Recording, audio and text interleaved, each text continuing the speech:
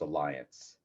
In preparing for tonight's presentation, I had the opportunity to look at the mission statement of the Union Lawyers Alliance and the mission statement of the National Balsa. And interestingly enough, there's a great deal of synergy between those two statements, as I hope will come out in the presentations that you'll hear tonight. My name is Homer LaRue, and I'm a professor of law at the Howard University School of Law. I also serve as an arbitrator and a mediator and have been doing both for about 35 years. Yes, I started when I was 10. Tonight's program is part one of a two-part series, and it's about recruiting and retaining new lawyers of color who excel academically, who proceed professionally, and want to have a positive impact on the lives of working families in our various communities. Part two of this series will be on February 18th at the same time. I hope you will tune in for that. The series is about the field of labor law, or at least tonight is, and the varied rewarding careers it can offer students who are passionate about social justice.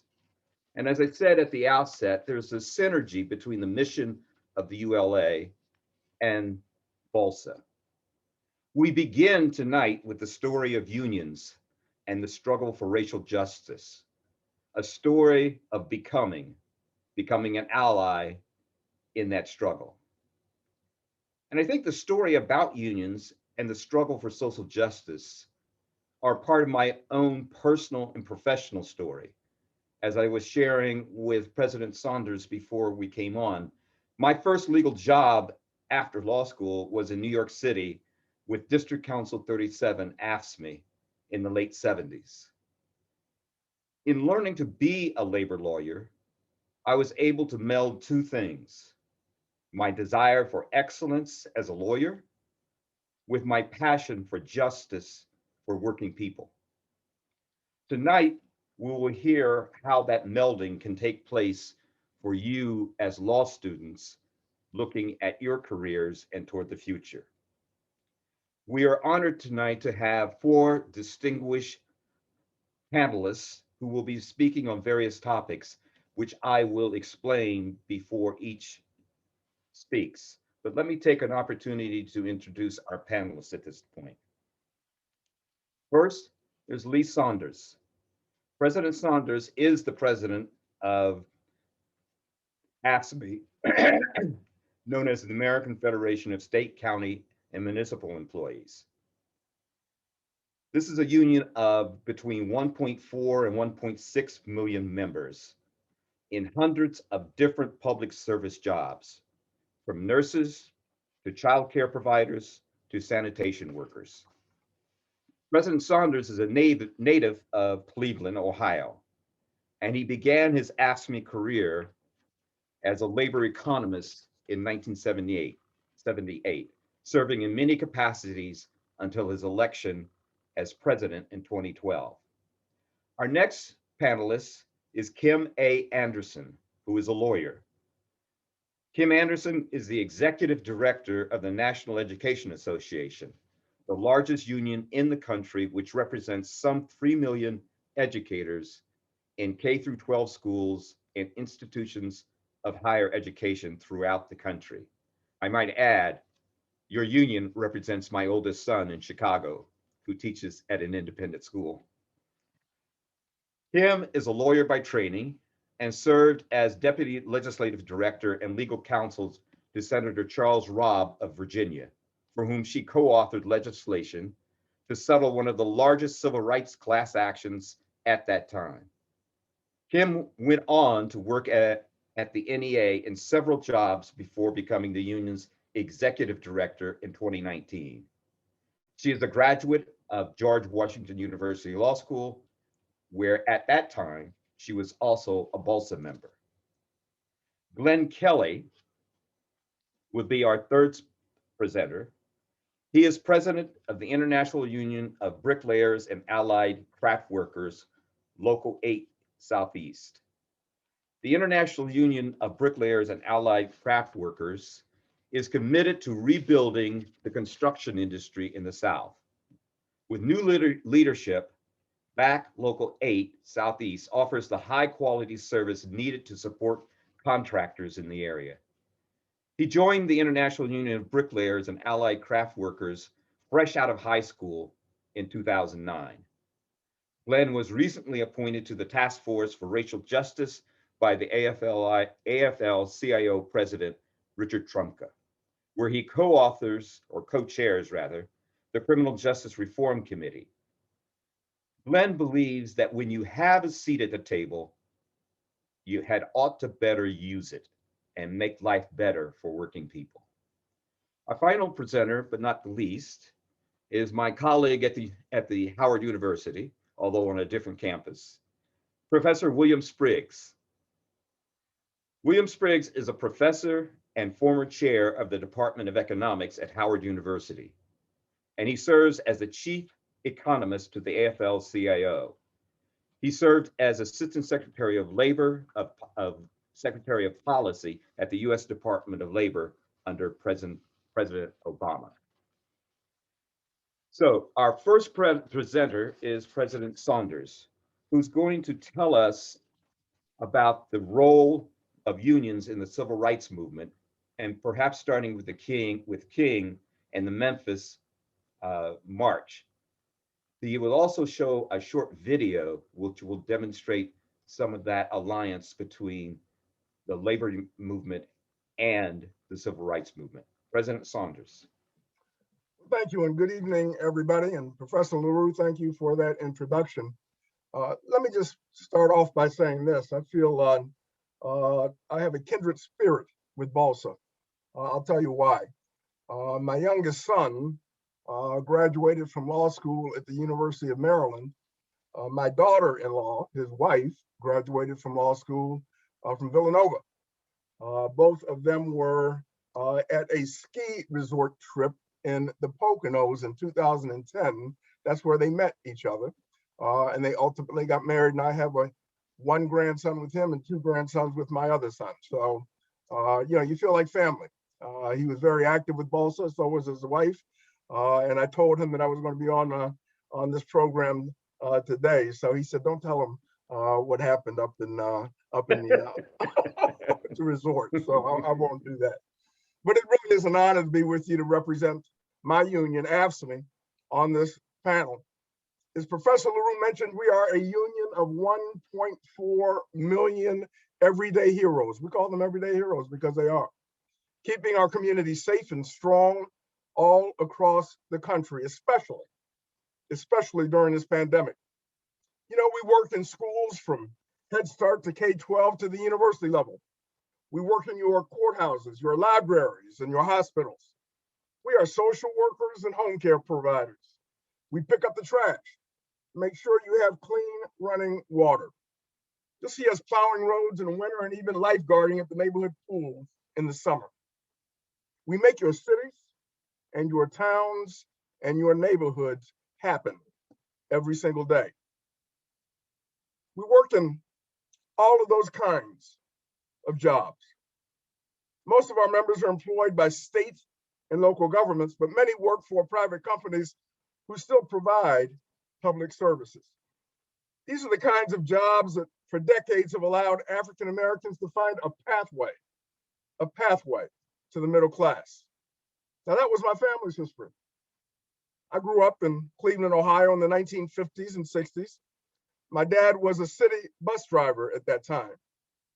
And because he was a proud, active member of the Amalgamated Transit Union, we were able to have a comfortable life with economic stability and economic security. In Cleveland, Ohio, for an African-American family, you had three choices to move into the middle class in Cleveland.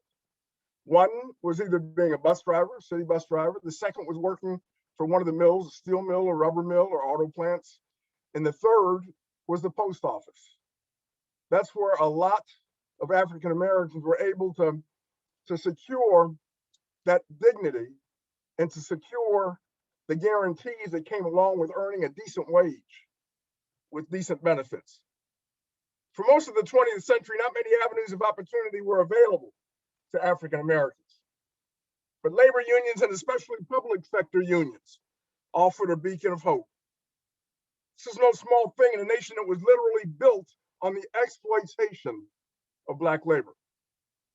You know, the labor movement has a long history of leaning into the struggle for civil rights.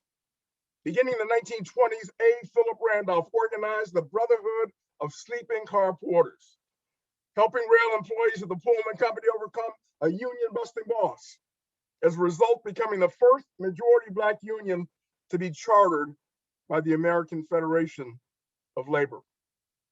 Throughout the 20th century, the civil rights movement and the labor movement shared both common values and common enemies.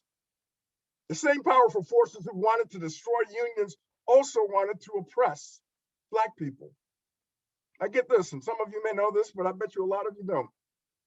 So-called right-to-work laws, which undermine the freedom of working people to band together in a union, actually have their roots in the white supremacy of the Jim Crow South. Right-to-work was specifically designed to stoke racial hostilities, to drive a wedge between white workers and Black workers, to keep them from finding common ground and common cause. In 1963, A. Philip Randolph, you've all heard of him, another labor leader named Bayard Rustin. Those two organized the March on Washington. It was the most storied civil rights gathering in American history. But it was more than a protest against Jim Crow. It was a demonstration for workers' rights and economic empowerment. The full name of the event was the March on Washington for Jobs and Freedom. The march's demands included not just voting rights and school desegregation, but also a higher minimum wage. Sound familiar? And huge investments in job training. The dream that Dr. Martin Luther King Jr. spoke of that day wasn't just that we be judged by the content of our character instead of the color of our skin. It was also, as he outlined in the opening of the speech, that Black people no longer live on a lonely island of poverty in the midst of a vast ocean of material prosperity. Dr. King had an innate belief and understanding that racial justice could not be separated from economic justice. Those two go hand in hand. That they are really one and the same. And the strong unions were essential to creating both. How can you overcome segregation without overcoming deprivation? How can there be racial emancipation without economic opportunity? How can there be freedom unless there's freedom from want? So that takes me to 1968, and I want to tell a story. A story about 1,300 African-American sanitation workers, represented by AFL-CIO Local 1733. They faced oppressive and degrading conditions on the job. They earned poverty wages. They didn't have benefits. They were called boy every single day. They were essentially working in a modern day plantation in 1968 in Memphis, Tennessee. In February of that year, 2 of the workers were crushed to death by a malfunctioning sanitation truck. A tragedy that could have been avoided if the city had heeded the workers' repeated warnings about unsafe equipment, but they were ignored. The city wasn't listening to them. That was the galvanizing moment when those 1,300 African-American sanitation workers said, enough is enough. And they went on strike in the Deep South in 1968. They wanted the city to recognize their union, but they also wanted to be recognized as men with basic rights. That was what they were asking for. Really was an act of astonishing fearlessness for Black public employees to go on strike in Memphis in 1968. A lot of folks didn't think it would happen. A lot of folks didn't think that we'd be successful. But they did that with the support of their churches, their communities, their families behind them. And they marched in the streets. braving tear gas and nightsticks under a simple but powerful slogan: I am a man. And if you remember, at the time, Dr. King had launched the Poor People's Campaign. More than ever before, he was putting issues of economic justice front and center in his work. So although his advisors were telling him, you can't go to Memphis, we're planning the Poor People's Campaign, he said that he had to link labor rights with economic rights and civil rights. And he traveled to Memphis. And we all know what happened when Dr. King went to Memphis. We know that he was assassinated. And after that assassination, unfortunately, it took that assassination for the city to sit down at the table. And we were able to reach a settlement for the first contract representing those sanitation workers. Now, a few years ago, we had a commemoration in Memphis, 2018, marking the 50th anniversary of those extraordinary events by launching a campaign called I Am 2018. We thought it was extremely important, not just to look back at the past, but to take stock of where we are in the present, and create a roadmap for the future. This was not simply a commemoration. This was a call to action. A call to action for our communities to once again engage in that fight and struggle. A call to action to work for change at the grassroots level every single day, neighborhood by neighborhood, block by block. Call to action to connect the Memphis story to today's challenges. Some have not changed. A call to action to summon the courage of the sanitation workers in the ongoing struggle for racial and economic justice. And I want to wrap it up right after this video, but I really want to show you this video so you can get a feel for what we were able to create in Memphis in 1968 and recreate it in 2018. And the energy of everyone who attended that call to action, including young people from all over the country. So can we roll the video, please?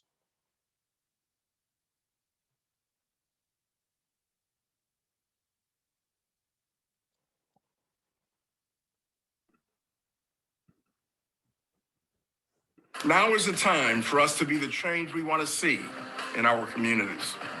That's what the Memphis sanitation workers did in 1968. 1,300 men and their families standing together, standing up to bigotry and brutality, risking their livelihoods by going on strike, insisting that their work serves humanity and has dignity. They were the change. Dr. King, who lost his life elevating their struggle, was the change.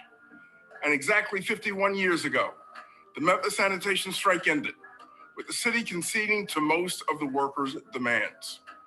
Now it's time for you to be the change, for you to carry the mantle, for you to stare down injustice and inequality. Ask yourself what you would have done in 1968 and do it now. Be the change. That's my challenge to you today. I challenge you to demand more for our communities and more from our elected officials. More education for our children, more affordable housing for our neighbors, more infrastructure investments that create jobs in our communities, more rights and freedoms for working people, more access to the ballot box for everyone. Change doesn't happen overnight, but it begins now, and it begins with you.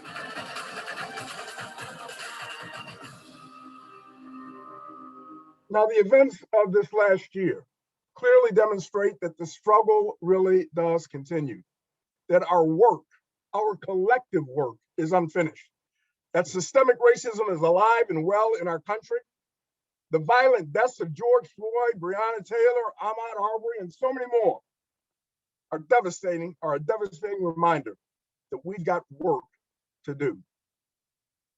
I believe that these horrifying events have awakened more people to the reality of racial injustice. It's given rise to a new wave of activism that gives me hope for the future. We've got to get this job done. You have got to get this job done. You will be sitting in important positions when you graduate from law school.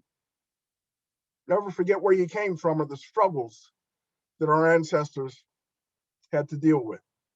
We have a responsibility, and it's a heavy responsibility, but it rests on our shoulders. We've got to take that responsibility and we've got to run with it. You know, that's what I've taught my two sons. They've got to grab that responsibility and run with it.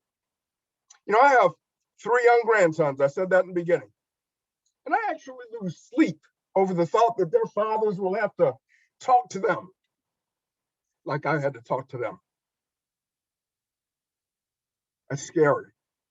Have to talk to them about being afraid to walk in your own neighborhood or drive in your own neighborhood or in somebody else's neighborhood. You've got to have that conversation with our children.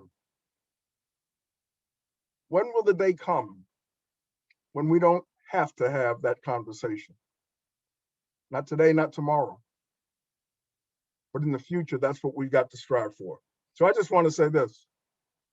AFL-CIO is proud of our history and our legacy and our involvement in the civil rights movement and representing those proud everyday heroes, those 1.4 million members. But we will engage and continue to support the struggle for fairness and decency and having a seat at the table. Thank you very much.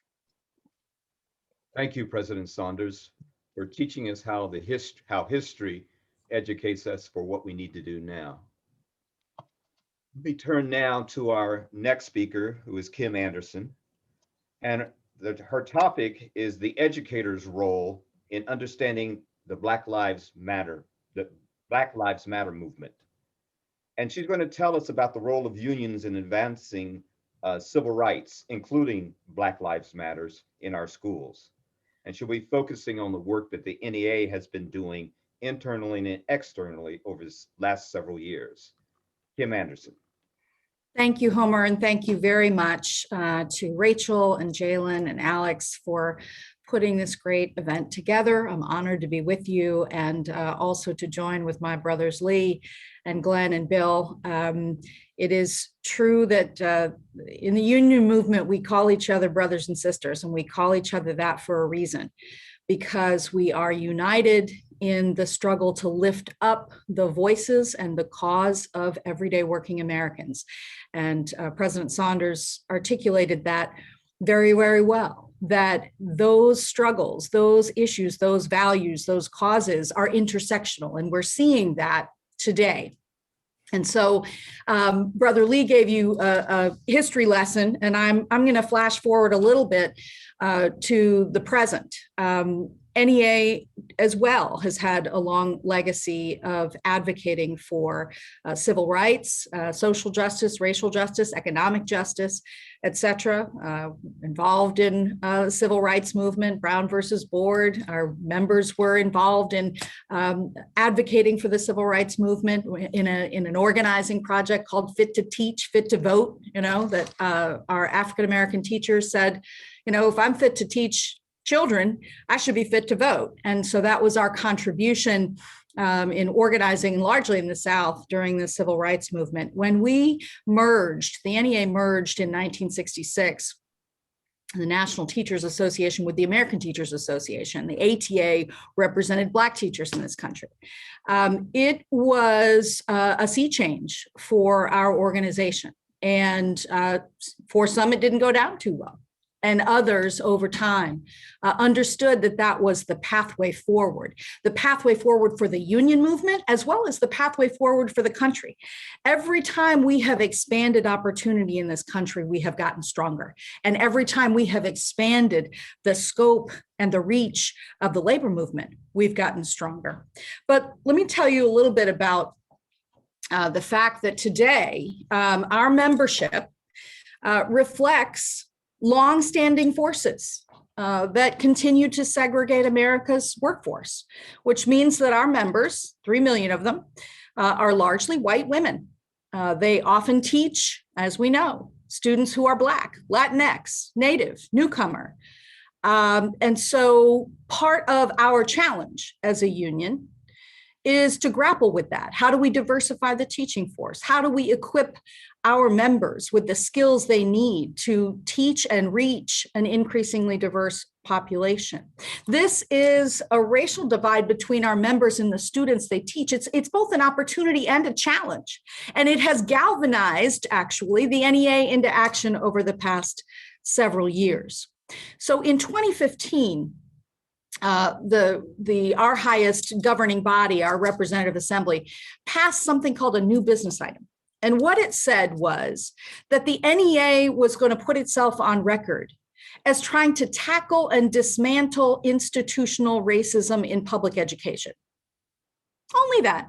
No small thing, no big thing. You know, we could do that tomorrow, right? What it really meant was we made a commitment to looking at ourselves and starting with the hard work of being introspective, looking at our advocacy, looking at our programs, looking at how we prepare teachers, looking at and other educators, looking at what our own role has been in the perpetuation of institutionally racist systems. Racist funding formulas, for example, school to prison pipeline phenomenon, for example. So this has really been very hard work. And what that engagement, what that specifically looks like in terms of our union's work is deep engagement across the leadership and staff in training about racism, about white supremacy culture, about where it comes from, about teaching people and having a shared language so that we can take action and build our own capacity to take action. And so we've been engaged in that. So 2015, doing a whole lot of internal education. 2018, it led us to pass a historic white supremacy resolution by the highest governing body of the NEA, our representative assembly. By the way, our representative assembly is about 8,000 to 9,000 screaming wild delegates every year, which Brother Saunders knows. He's come to address us from time to time. It's actually larger than the Democratic National Convention or the Republican National Convention. It is wild. And so it is highly, highly democratic. And so you can imagine with the kind of membership that we have, passing something through 8,000 to 9,000 people that has the words white supremacy on it is not insignificant, right? Not insignificant. So it meant that the union's work was paying off. It meant that we had a recognition that would lead to real action, both within and outside the NEA. For our educator members, the work of the union to eradicate institutional racism does include NEA's Black Lives Matter at Schools program. And so what that means is that we train educators. We give them materials to reach and teach all students about Black history and the struggle for civil rights. Through, and Brother Saunders talked about it, certainly one of the most famous examples, the example of the sanitation workers strike that Lee just talked about, and so many more examples. It also includes advocating for comprehensive and funded ethnic studies program.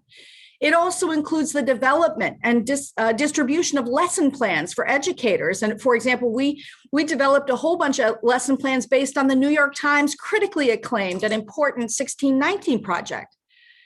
And more on point here to my fellow BALSA members, the union's work includes protecting educators who advocate for Black Lives Matter and who instruct students in ways that support their racial identities. We have had members threatened. We have had members told by principals to take BLM signs off their doors and down off their classrooms. Where does the union come in? The union comes in to protect our members' First Amendment right and their ability to teach in ways that are culturally responsive and reflective. I'm proud of that. I'm proud of the advocacy on behalf of our members to stand up for our core values and stand up for racial justice. Just as important that the recognition that NEA has moved to to do that, and is that we fund and support organizations that protect the right to vote and that work on GOTV. Stacey Abrams Fair Fight is one example. We had a massive, massive electoral effort. We participated with Brother Saunders and others in the labor movement to join with other wonderful civil rights organizations and organizations led by communities of color on the ground in this past election that led to the historic election of Kamala Harris as vice president, first Black woman, first Asian woman, Howard alum, Homer. We're proud of that. And that's also part of what our responsibility is in the labor movement, is to understand that the reins of policymaking matter. Who gets elected actually matters.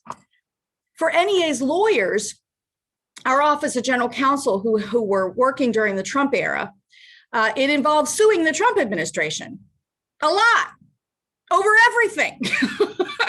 The legal work of NEA during the last 4 years has included lawsuits to protect DACA holders. It included lawsuits to ensure that everyone is counted in the US Census. It included lawsuits to restore protections for student loan holders, legal advocacy to protect educators who make clear in their classrooms, whether in person or virtual, that all students, all children are welcome and they are valued, by way of what I demonstrated before, displaying a BLM sign or an LGBTQ sign or a DACA symbol in their classrooms or on their virtual screens. And now as we move forward with the new president and vice president, that work is going to continue.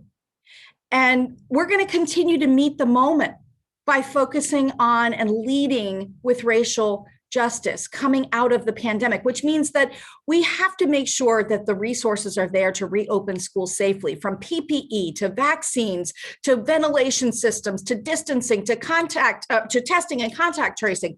We are up on the hill as we speak, pounding away to try to get a state and local aid, to get the resources for schools, to raise the minimum wage, to advocate for paid sick leave. All of those things, when they're drafted well, change the lives of real American people. That is one of the reasons why I went to law school, was because I recognized the power of the law to change the fabric of our society. Now, it doesn't change hearts and minds. We know that.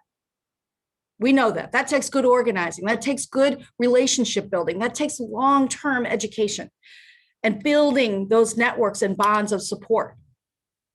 But starting with the law is a really good start. It creates a framework around which we can advocate. We believe that all of the resources that it takes to educate every single child, whether Black, Latinx, Native, newcomer, able, disabled, LGBTQ, or straight, must be provided.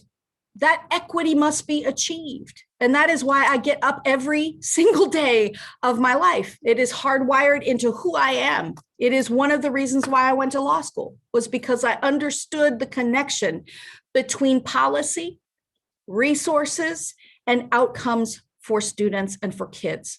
And so with my partner, Becky Pringle, who is the president of the NEA, also an African-American leader, science teacher from Pennsylvania, and just a badass leader herself, we are on this crusade to ensure that this union lives into its responsibility to educate our members and to educate every single child. So I know that we have a lot of work to do. We have a lot of work to do, and it's hard work. It's hard work. We've had some challenging conversations inside our union, but we're going to continue to have those challenging conversations because it is our responsibility. No one else is going to do that work for us. We've got to do it, and we've got to lead. I want to applaud BALSA as a former member myself. I remember how important that network of support was while I was in law school, as well as when I got out of law school. I want to applaud you for decades of work to support and advocate for Black law students, to create the pipeline, to open the doors of opportunity. And I want to invite you actually to join us in our work. You should know that the NEA, we hire for both law fellows as well as for a civil rights law fellow position, which is a full-time position for recent graduates who have at least 1 year of legal experience.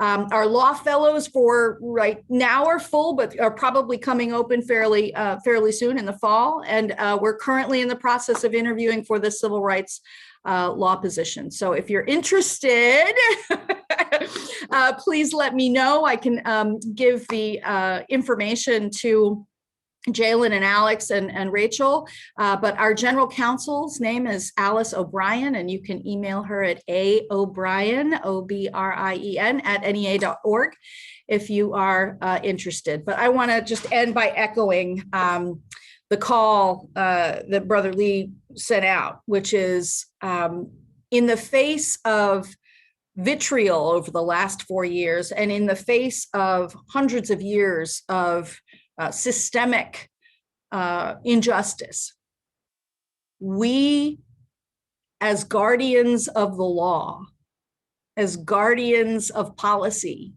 that influence the fabric of our society, can never, ever give up. And it is through BALSA and organizations like BALSA that help equip us, help refuel us, help recharge us when we think there is no hope. Because when we run out of hope, the world is in trouble. Everybody needs good lawyers, just like everybody needs good unions, just like everybody needs good organizers. And I hope that this program tonight will help refuel you and better connect you to us, brothers and sisters of the labor movement. Thank you so much.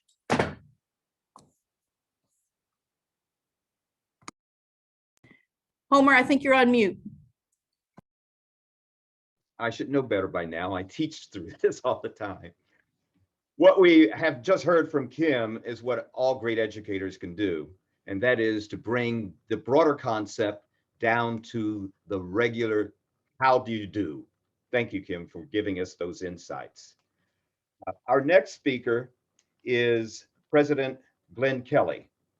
He's going to be talking to us, telling us a little bit about his own personal history in the labor movement and the building trades, and particularly his work with regard to the apprenticeship programs and pre-apprenticeship programs aimed at lifting workers, all workers, and particularly workers of color. President Kelly. Thank you, Homer. You know, I will say I'm moved by a lot of the speeches this evening. President Saunders talking about that history and how, you know, the fight with the sanitation workers and what, you know, it took with Dr. King leading that fight to get to what they are today. Our sister Kim and her enthusiastic piece about what's going on right now, the issues in the now and the present. And so, you know, I want to kind of transition that a little bit into what we do in the building trades. Everyone knows that all young people that are graduating do not always go to college. And so we are the alternative where they can be able to make a decent wage and benefits. And so I want to kind of, you know, do a little piece about myself a little bit, you know, my path through my union right now, and also, you know, give some hope to hopefully those young workers out there, or those workers period, that are still looking for another path of a good career with good wages and benefits. So good evening, everyone. I am Glenn Kelly. I joined the International Union of Bricklayers, Allied Craft Workers in 2009 as a second generation cement mason. In 2013, I was elected Secretary Treasurer of my local, covering Georgia and the Carolinas. That local was merged into a mega local, covering the entire Southeast. And shortly after that, I became Safety Director, then Secretary Treasurer. And then in 2018, I was elected President of BAC Local 8 Southeast, covering the entire Southeast United States. I also serve as a Regional Vice President on our International Executive Council. And yes, I am a proud young worker. As I mentioned, I am a second generation cement mason, and my brother is one as well. There have always been multi-generational union families in the BAC and most other construction unions. But we know that historically, that has not been a path open for many people of color. For decades now, our registered apprenticeship programs have been a major factor in changing that. And today, our crafts and our apprenticeship programs are open to all comers. So if people want to get a career in the trades, hey, you know, the floodgates are open, the gates are open now. That is really important because registered apprenticeship programs in the BAC and all other building trades unions in North America are the best pathway, one of the best pathways available to good paying middle class job with competitive healthcare and retirement benefits. Together with our contractor partners, America's building trades unions invest about $2 billion. I want everybody to understand that $2 billion every year in these lifelong training programs. Based on that investment, not only do apprentices pay nothing for their training, but they earn while they learn. You know, and come out debt free, no college debt, no debt at all. You know, and so in most cases with a guaranteed job and skills that will last a lifetime. I was always raised that when you learn how to work with these, you'll always have a job. You know, so there are also a number of union-sponsored pre-apprenticeship programs or apprenticeship readiness programs that specifically focus on creating pathways to register apprenticeships for people of color, women, and transitioning veterans. In fact, the last 4 years, more than 3 of every 4 graduates, you know, 3 of every 4 graduates of the pre-apprenticeship programs have been people of color. So with that big picture in mind, I would like to share a couple of many success stories of BAC apprentices in my own local. It brings me to Miss Pamela Walker. Pamela Walker was a single mother at a low-wage job. You know, she was working 2 jobs actually to make ends meet. You know, to take care of her and her son, our 2 sons. And Pam came, you know, we brought Pam into the apprenticeship program. She ended up, you know, coming to classes, you know, working and being able to learn while she was, you know, being able to work while she was learning, earn money to take care of her and her 2 kids. She worked her way up through the ranks in the apprenticeship, ended up through the apprenticeship program, and she ended up becoming a journey worker now. Pam is now a journey worker, making a good wage, and actually is being looked at as a possible, you know, foreman in the next couple of years, or even steward. So Pam has, you know, as a huge success story that I like to mention a lot of times because she's done some really good work and she's working very hard, and she's knocked down a lot of the stereotypes of what it is to be an African-American woman in the trades. So, and I want to talk about swing it over to Job Corps. Sometimes Job Corps students get a bad rap. A lot of times they don't get enough recognition. So I want to talk about one of our Job Corps students. His name was Charles Moore. Charles Moore also went to one of our pre-apprenticeship programs over in Nashville, Tennessee. And then shortly he moved over to Georgia. Charles Moore worked as he went through the apprenticeship training classes. Now he is a journey worker. A really good journey worker who is out there working his way up through the ranks now. He's also going to be one of our potential future leaders. You know, so, you know, those are 2 success stories that I wanted to share with everyone on what you can achieve, you know, as, you know, coming to the building trades unions. And because our programs are union apprenticeship programs, a Black woman earns the same on the job as her white, Black, or Hispanic male counterpart. This is because every one of our contracts has negotiated wage schedule based on a clear and transparent wage rates. Those rates are also part of our apprenticeship standards, which is overseen by the U.S. Department of Labor, state labor, national and state level departments. Plus our agreements are enforced by our union shop stewards on the job. And area field representatives, our business representatives that are out there on the jobs as well, and even our jointly trusted labor management benefit funds, because we all know that we are better off competing on a level playing field where no contractors are allowed to cheat and no craft worker, as long as he or she has a journey level skills, gets paid less for the same work, no matter who they are. These union apprenticeship programs should really sell themselves.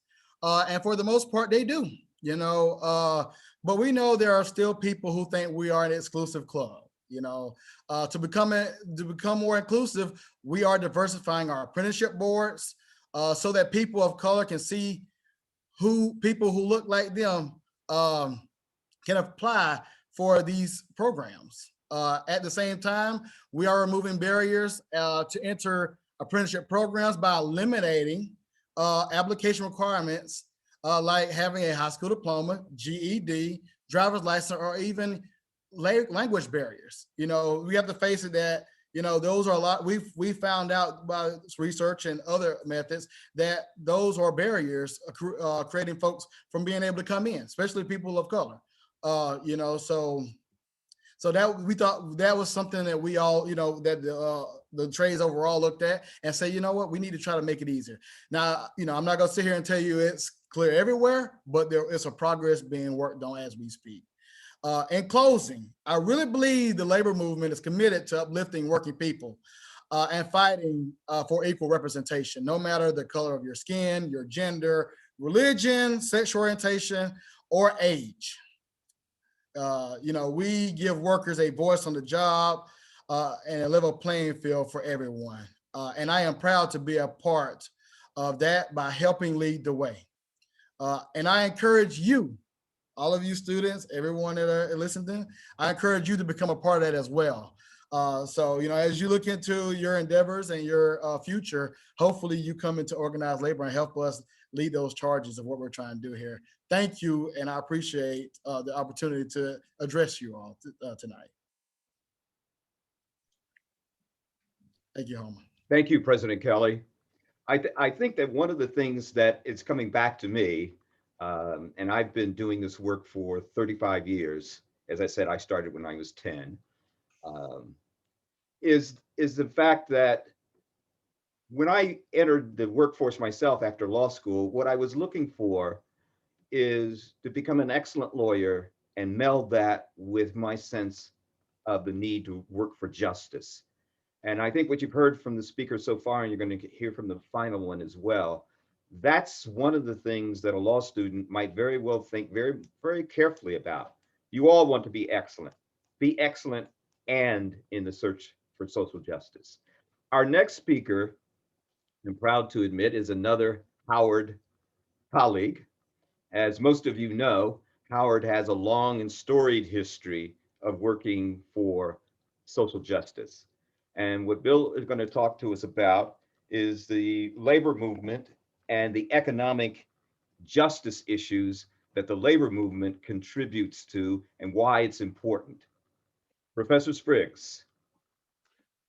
Thank you, and it's so nice to be introduced by a colleague. And I want to say thank you to Brother Lee and Sister Kim and Brother Glenn, who led us off with an excellent set of presentations. I want to take from what they presented, which gave you a great sense of how the labor movement has been vital to the civil rights cause and the vital role that it plays today in advancing American justice.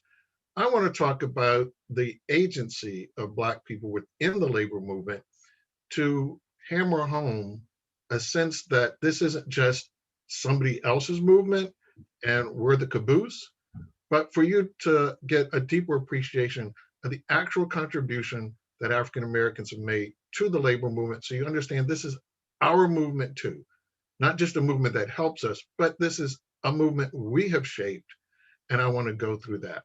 So I want to share my screen. Are you seeing my slide? Not yet. Not yet. Okay.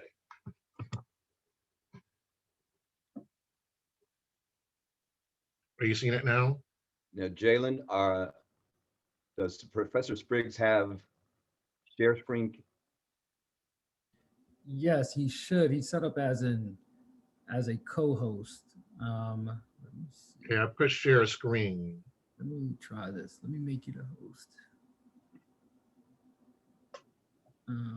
Can you try? Can you try again? I've just changed some settings. Hopefully this will work. Okay, are you seeing my screen now? You are Hasn't come up yet. No. No.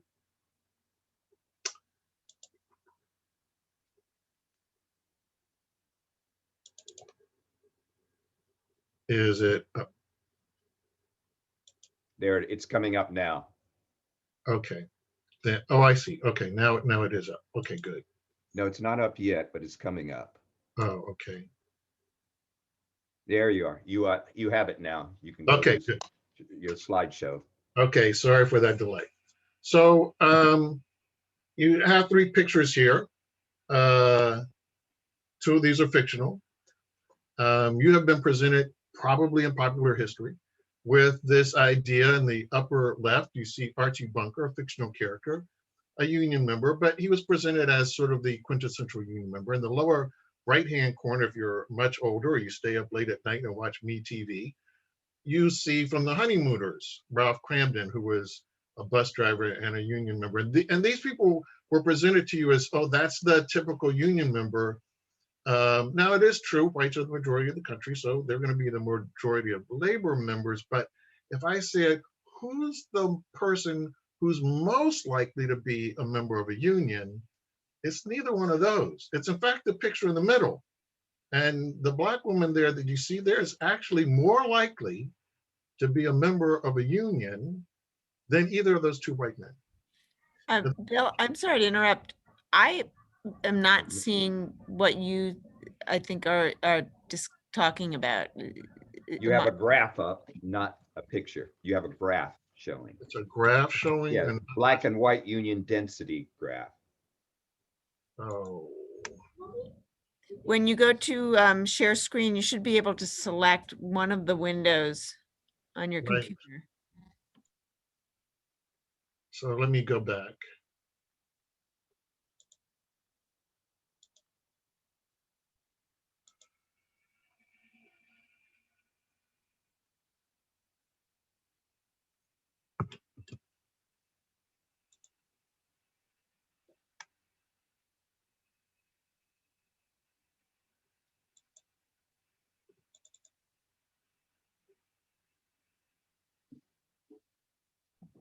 Yep, that's it. There you are.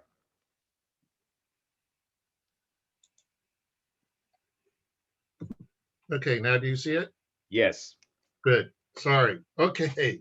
So you see Archie Bunker in the upper left. You see Ralph Cramden in the lower right.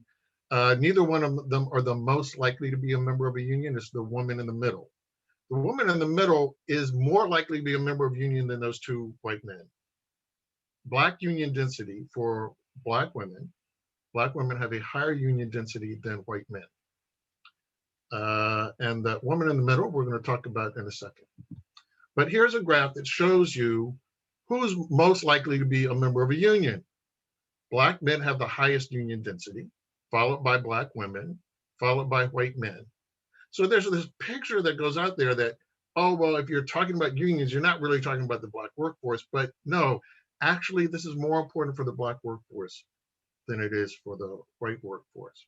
Now, let's get back to the woman who's in that picture. You see here, Brother Lee Saunders standing next to that woman. This is a gala to celebrate Lillian Roberts.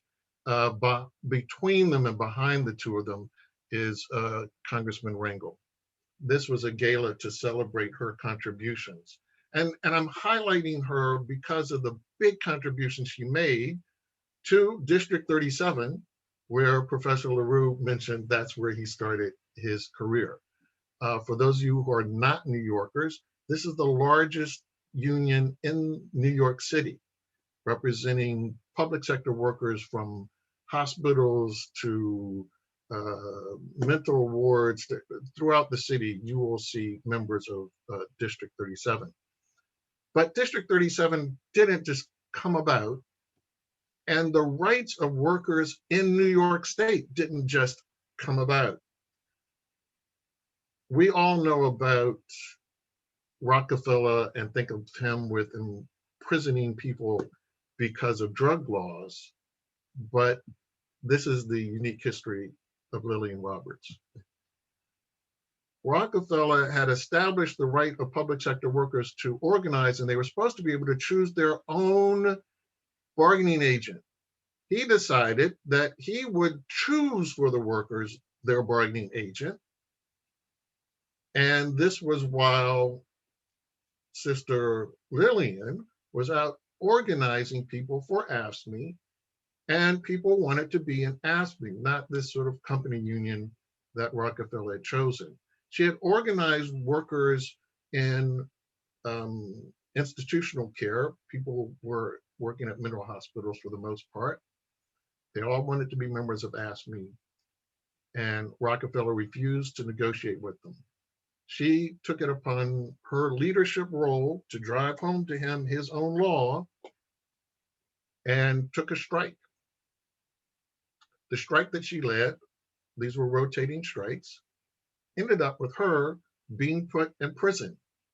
That's right, a labor union leader in the United States being in prison for exercising the right that we think most unions should have, but public sector workers often don't have the right to strike. She led the strike. Rockefeller had to capitulate and recognize AFSCME as the true bargaining agent for these workers. He put her in prison in November. He was threatening to hold her in prison through Christmas. But other labor leaders came to her aid, convinced the governor he was being stupid. You see the signs here, free Lillian Roberts, get her out of jail. And then on Christmas Eve night, you see her being released back to her family after being put in prison. Workers today in the state of New York have their rights because of Lillian Roberts. This is the agency that Black people have led to the movement. This is our movement, not somebody else's movement. This is our movement, and that movement has depended upon us. That now benefits all workers. Now, as a result of that, she was given the A. Philip Randolph Award in 1969. You heard Brother Lee talk about A. Philip Randolph and the Pullman Porter. The gentleman on the far left, Jerry Worth, who has been the president of AFSCME at the time. The gentleman on the far right, many of you recognize, Brother Lee talked about him, that's Bayard Rustin. The gentleman who is right there next to Bayard Rustin and is holding part of the plaque to Lillian Roberts is a gentleman some of you may not know, but you probably have seen. That is Frederick O'Neill. Frederick O'Neill was the president of Actors Equity, which is an AFL-CIO affiliate. So what about Frederick O'Neill? He's the president of Actors Equity. If you've ever been to Broadway, they are members of Actors Equity.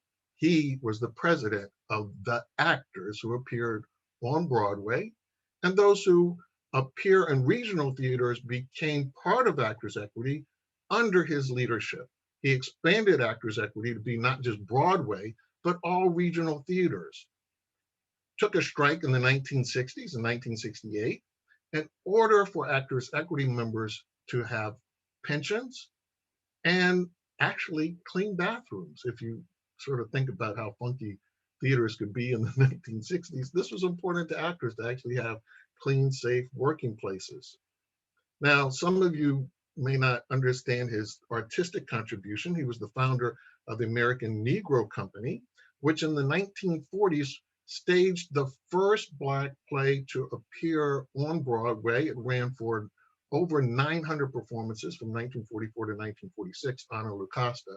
There is a picture from the movie version, which he took the play version and some 15 years later was able to get it to a movie version. That's him on the far left.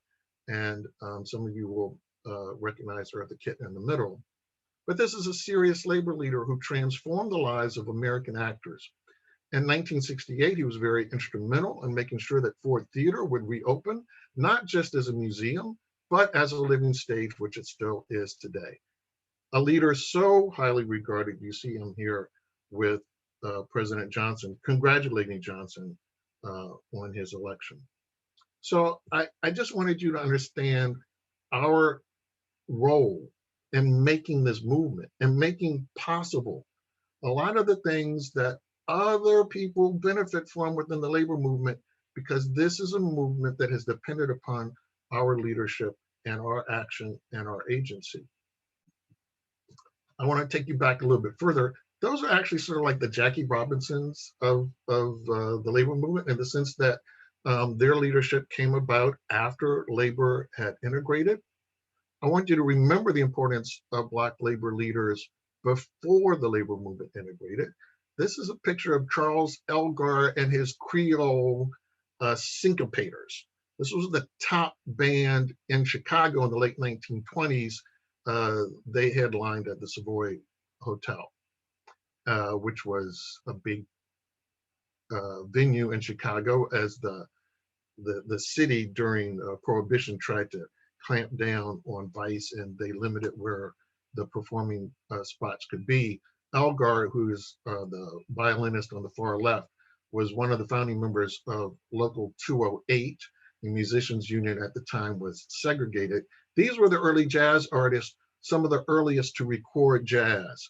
They were vital and very important in what we enjoy today in terms of musicians being able to get a fair shot at their royalties. They, as the original jazz musicians, the ones who created it, were vital to that. And I'm showing this to you because the gentleman with the trombone is my wife's great uncle. So, and was the enforcer for Local 208. If you violated the contract, you had to talk to Bill Dover there. So now, why are unions important for African Americans, apart that, you know, we make this big membership? Because of discrimination in the labor market, and you heard Brother Glenn explain to you that with a union contract, what you get paid is transparent. But further to the point, what you get paid is leveraged by your voice and a collective voice against the boss. On your own as a worker, as a Black worker, you stand against the boss. As a union member, you stand with the union. So it's far more important for Black workers to have the union behind them in negotiating a contract, not just for transparency, but just to fight against what we now call monopsony power as economists, and why we have to have higher minimum wages. Monopsony is far more common than people understand. So white men pretty much will get close to what they would get, whether they were union or not. They benefit from unions. White women benefit a little bit more, but you see for Black men, there's Black men who are in unions get paid 21% more than Black men who are not. For Black women, it's 19% more than women who are not. And all of that is the result of the forces of having collective bargaining, and most importantly, protecting you from unjust dismissal, which drives the wage gap for women compared to men and for Blacks compared to white. At-will employment is the biggest tool that employers have to enforce the norm of discrimination, because they can fire you. Now, where are unions? This is a map showing you union density. The light colors mean there really are low union density. It's a very low chance of being in a union. And look at that. It's mostly where Black people live. It's really remarkable when you think about it, that the majority of Black people live in states with low union density, but Black people have higher union density than white workers. This obviously means Black people really want to be in unions, which we know from data when we look at who's going to vote for a union. We don't play by even rules. When people say, you know, I represent Americans, I don't represent red states or blue states, that's not true, as you can see from this map. There are red states and blue states, and has real meaning because some workers have more rights than other workers. Some workers have the rights to organize and some workers don't. Black people live in the places where we don't. The result of that, well, If you don't have unions, you don't get to protect your right to organize. These are states that are right to work states. Right to work was implemented precisely. You heard Sister Kim mention, we call ourselves brothers and sisters in the labor movement. Well, see, if you live in a segregated world, you don't want workers calling themselves brothers and sisters. And in fact, this is the way that right to work was sold, through this racist animist idea, right? That you don't want to be equal. We don't want workers to be equal. We don't want to view themselves as equal. And it would be unfair to make a white person have to think that they're equal to a Black person, have to call them brother or sister. So this is a result. But what else is it a result? Well, these are the states that are colored blue, are the states where the minimum wage is not going up this year. Looks like the same states that are right to work. Looks like the same states that have low union density. Those are also the states where you are least likely to get unemployment insurance, where if you got unemployment insurance, you will get lower levels of unemployment insurance. If you get TANF because you're a woman who needs help in supporting her family while you work, you will get benefits that will barely get you to 40% of the poverty line. And these are the states where if you combine their SNAP benefits with their TANF benefits, you don't even get to poverty. So not living in states where your right to organize is protected, where you have access to unemployment benefits, where you have access to health insurance. These are the same states with the lowest share of people who are covered by health insurance. It means that you also live in the states that have the lowest life expectancy. It's not a level playing field. Black workers live in red states has meaning. If we want a president to represent all Americans, we're going to have to change what the playing field looks like. You get a chance to make a difference for that, because you get a chance to help workers have their voice, to help them organize. You get a chance to be an agent for change and change the labor movement for everyone. And here's the challenge. Union density isn't going in the right direction. It's going in the wrong direction. That yellow line is Black union density. The white line is white union density. And as you can see, at the beginning of this century, almost 20% of Black workers were in labor unions. Today, we're getting close to 1 in 10. We've almost cut our union density in half.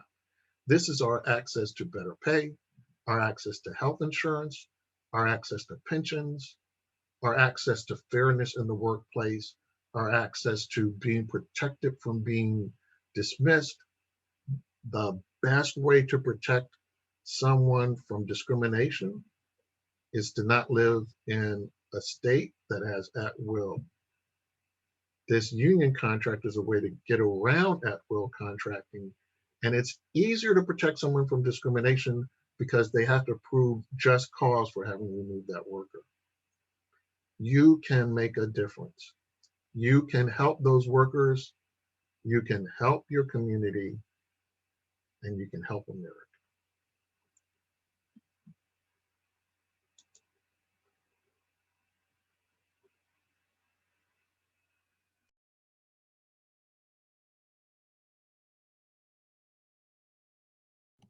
Homer, I think you're muted. Sorry, I did it again. My apologies. Bill has taken the stories that we've heard and connected them to sound economic data and sound economic theories. So we've gone the gamut. We know the stories, we know how they connect with the real world. We're going to close out the formal part of the program in a moment. But before we do, Alex, are you still with us? Could you show the NEA clip? Yep. Thank you. If I'll cue it up, Jalen, if I have it. I have it here. I can play it. Let me just share my screen really quickly. perfect, thank you. Actually, Professor Spriggs, can you make me host again? That way I can have if you click on the participation where it says participants, you'll see my name and you should have a drop down more option. And it should allow you to make me the host.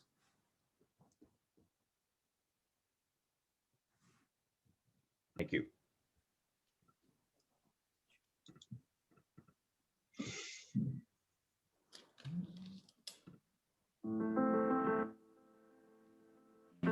The road to the White House honors three simple yet powerful words: Black Lives Matter. This plaza is iconic, like the memorials to Abraham Lincoln and Martin Luther King Jr.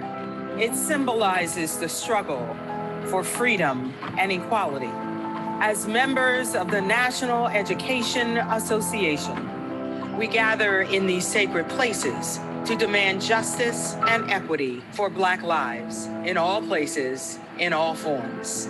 It is our responsibility as educators to ensure that every student feels welcome in school.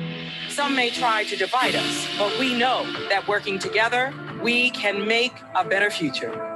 To our Black students, colleagues, and families, you matter. Your trauma matters. Your voice matters. Your protest matters. Your dreams matter. We mourn with you. We stand with you. And we organize with you to demand change. We demand a re-examination of the role of law enforcement in our communities and our schools. We must dismantle unjust policies that disproportionately impact Black people. We demand investment in the physical, mental, and economic health and growth of Black people.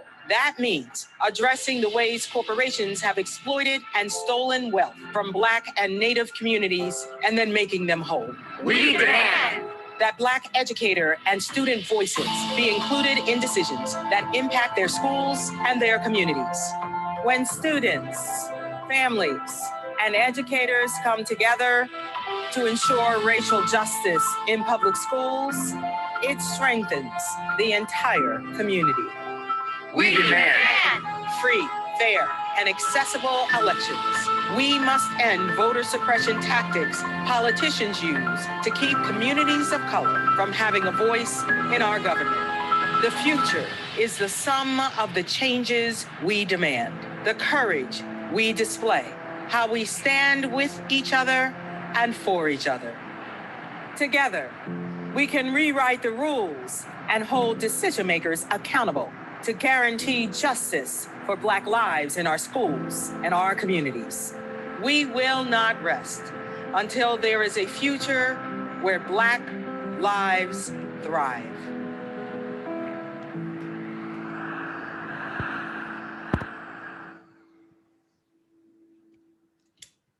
I want to thank all the panelists for their presentations. We have a few minutes before the close of the program. And while Alex goes through some of the items in the chat, let me pose a couple of questions to the panelists. And President Saunders, if you don't mind, I'd like to start with you. And I hope that I don't sound like or won't be seen as the skunk at the party by asking the question. How do you balance your union's deep commitment to racial justice with your obligation to represent many AFSCME members who work in law enforcement and may not share the same civil rights goals of which you spoke? Why don't you start off with a hard question? I told you I would be called the skunk at the party. let me be clear. First of all, and I think everybody who spoke, in fact, I know everybody who spoke believes that Black Lives Matter. And we're proud to say it within our union halls and our meetings across the country.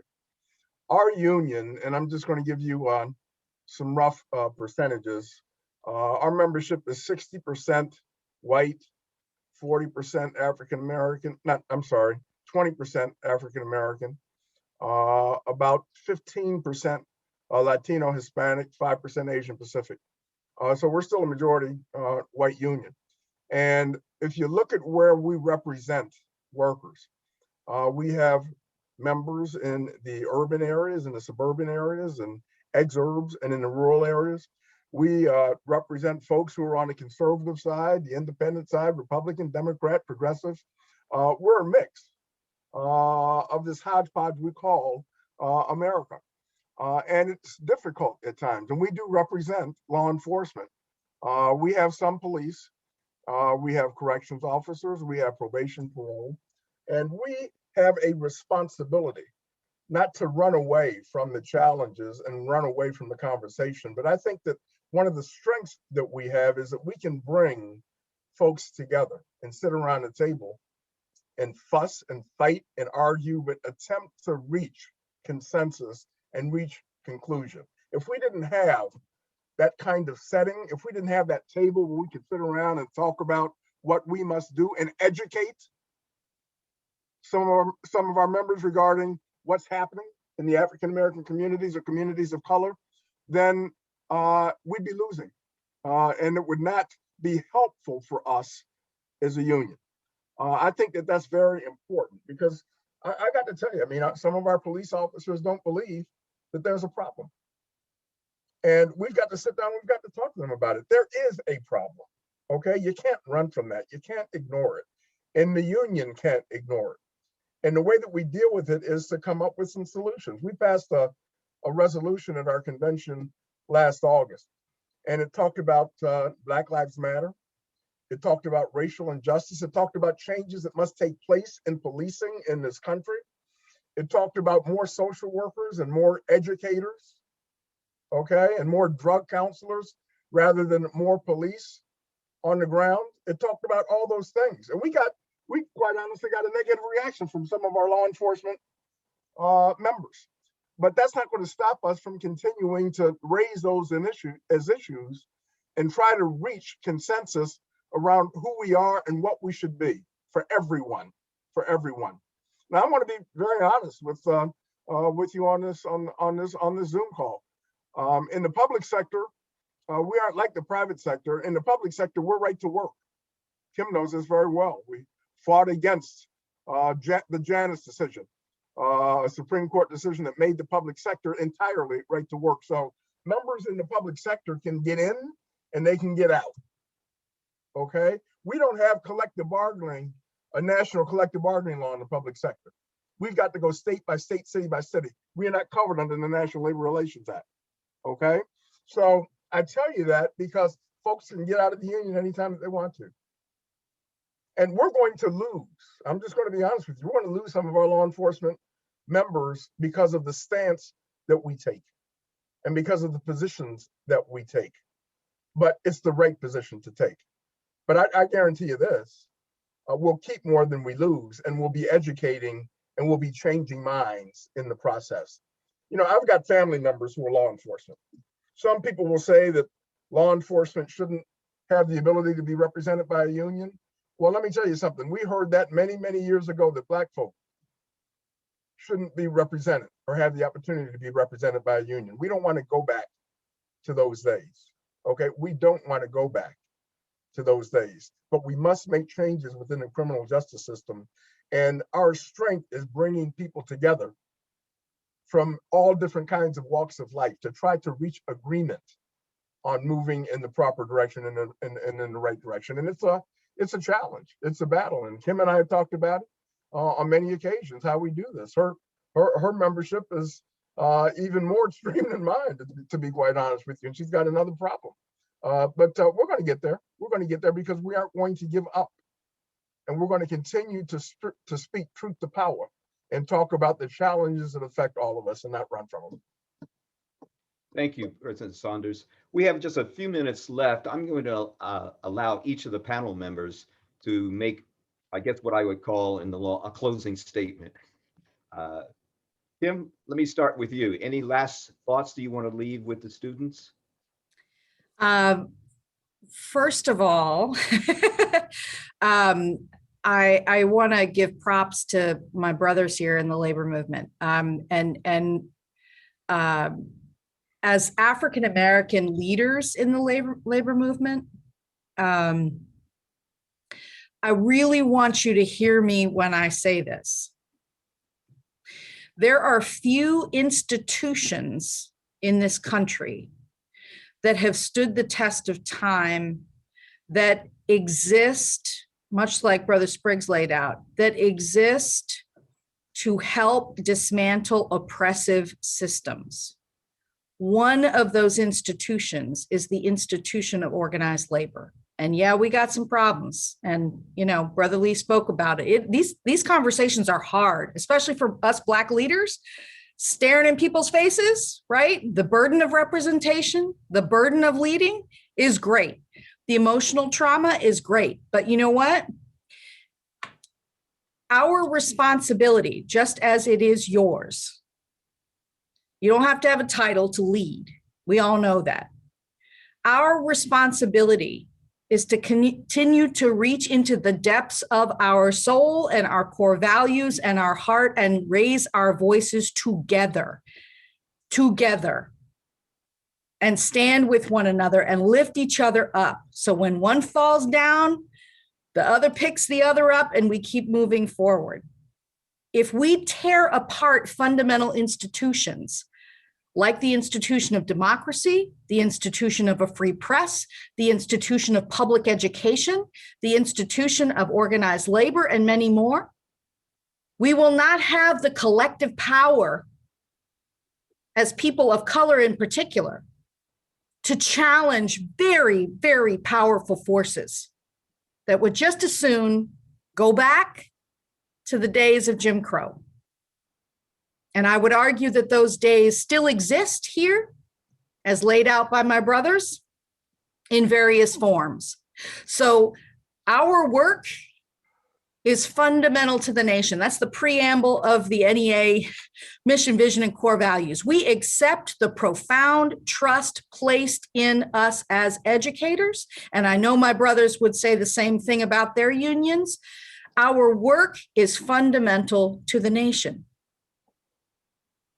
So as guardians of the law that you will become as officers of the court, your work is fundamental to the nation. It is absolutely fundamental to the maintenance of this democracy and to a more inclusive society. Thank you so much for having all of us. It is an honor to be with you, and I feel like I'm coming home as a former BALSA member.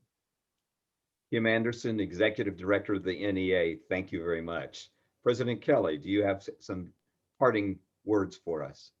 Yeah, thank you, Homer. I appreciate it as well. You know, I am truly honored to be amongst some really seasoned and leaders. Has been around for quite some time and are still currently leading the fight and doing a lot of the good work. And so I'm deeply honored to also address you all, our next leaders, America's next lawyers, right there. And I would challenge you to do the same thing Kim said. Get involved, stay involved, put your applications in these different, I'm glad Kim, she actually had an ask for everyone. Go put your resumes in to the teachers or any of these unions that are, taking folks now. It's always good to have a diverse voices, women, men, young, old, I don't like to say old seasoned, so, just be a part of the change. These leaders talked about many challenges. Mr. Spriggs, I was really interested in his slides. I mean, it spoke a lot about what we do in the labor movement, and even with our challenges, to see how much, African Americans can make with a collective bargaining agreement, that is huge, right? And so I stress a lot that if you're able to join a union, if you're able to put your resume in to be a part of council, even with a union, that many of you may be, the career many of you are looking at taking, I urge you all to do it. If I had to say, I'm like Kim, it's not easy. Not only being a leader of color, you have different factions, when sometimes you're in the room, you're the only one in the room. But also being a young leader, many challenges come with being a young leader. You get tested. The people see how much you know, or will you crack, or what's your, at trying times, what's the next move you're going to make when it comes down to making a decision. And so I urge you, just find a mentor as well. Find someone, Kim will be a great mentor to, many attorneys. Our counsel, I have a really great relationship with our counsel, Ms. Bridget O'Connor. She's on here as well, observing, and our local counsel as well, Kim Walker. These ladies have been a really tremendous big part of me and my leadership development when it comes down to trying to navigate this movement. And Kim's right. I mean, look, we're not going to sit here and say everything's perfect in the labor movement by far. President Saunders said that. I mean, he's right, I was so glad to hear what he had to say, because it actually empowers me when I'm making decisions now in my local union, that you have to think about the things that you do and say. So in closing, I hope all of you all choose to come to labor and be a part of this great team of individuals and go out there, be a part of it, and just try to make a difference in your communities, because that's the only way we're going to be able to do it. We got one thing about leaders of color and people of color in general, that you're strong. You know how to, when the times get tough, you know how to roll up the sleeves and do what you got to do. And so going out there, showing hard work and dedication, breaking a lot of the stereotypes that are we are often labeled as, can actually make that door open a lot easier. So anyway, thank you all. I appreciate everyone for showing up tonight. This is a great conversation. It was a great learning curve, even for me, listening to a lot of our brothers and sisters and our sister lead. And I look forward to seeing you all somewhere on the battlefield. Thank you. Thank you, President Kelly. And Professor Spriggs, some last remarks for us, and then I'll close out. Well, I just want to remind people that the labor movement is run by workers, paid for by workers. A tragedy is that very few other organizations have that level of independence. There are maybe only the AME Church that could claim that 13% of Black people are dues paying members. And here's what it means. It means that people who work for the AFL-CIO and for our affiliates never have to wonder, am I going to offend Walmart and the Walmart Foundation if I say this? Is Citibank going to be upset and withdraw its sponsorship of my convention because I say this? The luxury of being in the labor movement is, if it doesn't help workers, you can say whatever you want, because we don't care about Walmart and we don't care about Citibank. They don't pay the bills. This is important for the independence and your ability to represent workers. I want to close by speaking of two staff members that have unfortunately left the AFL-CIO. One left, Brother Saunders was talking about, don't say he left, but but unfortunately this brother passed on. Byron Charlton passed recently. Byron was single-handedly important in reshaping the AFL-CIO's involvement in Africa. There are huge dimensions of the work you can do within the labor movement. His contribution of finally getting the AFL-CIO to be a good word to say when you showed up in Africa, because prior to that, unfortunately, the AFL-CIO did not take the proper position when it came to COSATU and it came to the unions that were fighting for liberty and throughout the southern part of the continent. And it took a lot to regain the confidence of the Black labor movement in Africa with the AFL-CIO. His presence, his leadership made a difference. And this sister is still living, still vibrant, but she's taken a new job. But my tribute to Julie Green Collier, who led the AFL-CIO's efforts during the election that just completed. Her leadership and doing a superb job of partnering the AFL-CIO with new partners that didn't always get funding or help or the kind of support they needed, so that we could pull through and win this election. Everybody, talks about Stacey Abrams. Sometimes people don't know people behind the scenes that provide the leadership and the money that make some of those things happen. And Julie Green's leadership made a world of difference. You can thank her for the turnout that happened in November for a different person being president and 2 different people being senators from Georgia. Thank you. And I want to take this moment to thank all of the panel members Hold for on, your can I say this real quick? And I really have to say this, and it's not going to take long. Looking around this Zoom call, I would expect that many of you will not go into a career associated with labor unions. Some will, others won't. You'll be going to, to make some money, or corporations, or whatever you want to do. And that's okay. That's okay. We'd love to have you in the labor movement. My youngest son, who went to the University of Maryland, is a labor attorney, but his wife is in family law. But let me tell you something. Whatever profession you choose and the direction that you go, don't ever forget that there are people behind you that enabled you to get where you are. Okay? And you can't forget that.